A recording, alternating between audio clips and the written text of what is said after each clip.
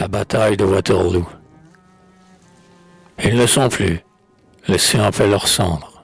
Par d'injustes clameurs, ces braves outragés, à se justifier, n'ont pas voulu descendre.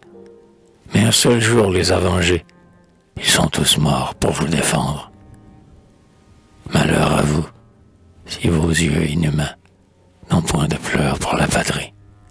Sans force, contre vos chagrins, contre le mal commun, votre âme est aguerrie. Tremblez, la mort peut-être étend sur vous ses mains. Que dis-je? Quel Français n'a répandu des larmes sur nos défenseurs expirants, prêt à revoir les rois qu'il regretta 20 ans? Quel vieillard n'a rougi du malheur de nos armes, en pleurant ses guerriers par le destin trahi?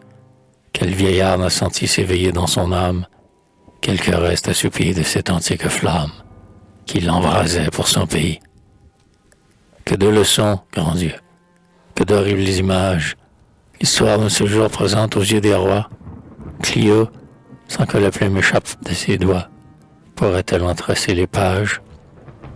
Cachez-moi ces soldats sous le nombre accablé, domptés par la fatigue, écrasés par la foudre, ces membres palpitants dispersés sur la poudre, ces cadavres amoncelés.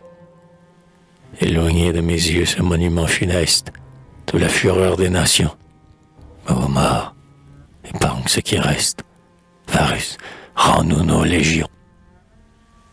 Les coursiers frappés d'épouvante, les chefs et les soldats épars, nos aigles et nos étendards, souillés d'une fange sanglante. Insultés par les léopards, les blessés mourant sur les chars, tout se presse sans ordre, et la foule incertaine, qui se tourmente en vains efforts, s'agite, se heurte, se traîne, et laisse après soi dans la plaine du sang, des débris et des morts. Parmi des tourbillons de flammes et de fumée, ô douleur, quel spectacle mes yeux viennent s'offrir. Le bataillon sacré, seul devant une armée, s'arrête pour mourir. C'est en vain que, surpris d'une vertu si rare, les vainqueurs dans leurs mains retiennent le trépas. Fiers de le conquérir, ils courent, ils s'en emparent. La garde, avait-il dit, meurt et ne se rend pas. On dit qu'en les voyant coucher sur la poussière, d'un respect douloureux frappé par tant d'exploits, l'ennemi, l'œil fixé sur leur face guerrière, les regarda sans peur pour la première fois. Les voilà, ces héros si longtemps invincibles. Ils menacent encore les vainqueurs étonnés, glacés par le trépas, que leurs yeux sont terribles, que de hauts faits écrits sur leurs fronts sillonnés. Ils ont bravé les feux du soleil d'Italie, le Castille, ils ont franchi les monts, et les Nord les a vus marcher sur les glaçons dont l'éternel rempart protège la Russie. Ils avaient tout dompté. Le destin des combats leur devait, après tant de gloire, ce qu'aux Français naguère ils ne refusaient pas, le bonheur de mourir dans un jour de victoire. Ah, ne les pleurons pas.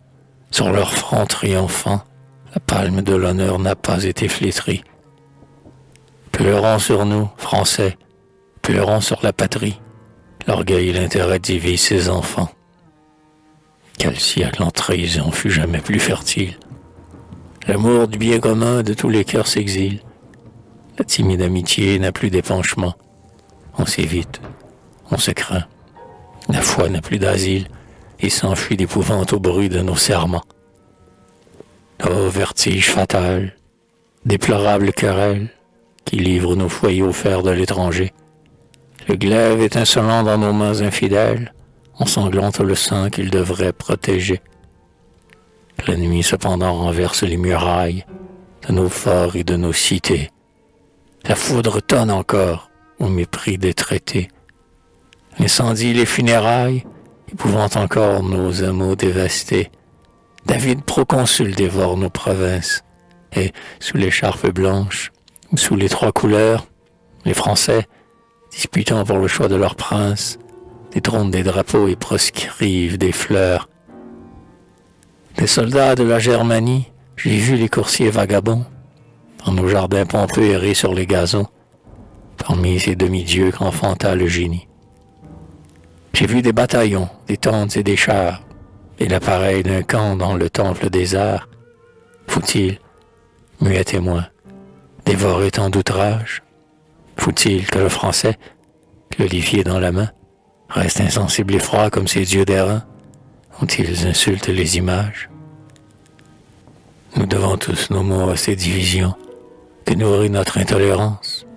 Il est temps d'immoler au bonheur de la France cet orgueil ombrageux de nos opinions. Étouffons le flambeau des guerres intestines. Soldats, le ciel prononce, il relève l'hélice. Adoptez les couleurs du héros de Bovine, en donnant une larme au drapeau d'Austerlitz. France, réveille-toi, qu'un courroux unanime enfante des guerriers autour du souverain. Divisés, désarmés, le vainqueur nous opprime. Présentons-lui la paix, les armes à la main. Et vous, peuple si fier du trépas de nos braves, vous, les témoins de notre deuil, ne croyez pas dans votre orgueil que, pour être vaincus, les Français soient esclaves.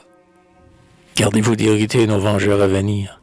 Peut-être que le ciel, lassé de nous punir, seconderait notre courage, et qu'un autre Germanicus irait demander compte aux Germains de notre âge, de la défaite de Varus.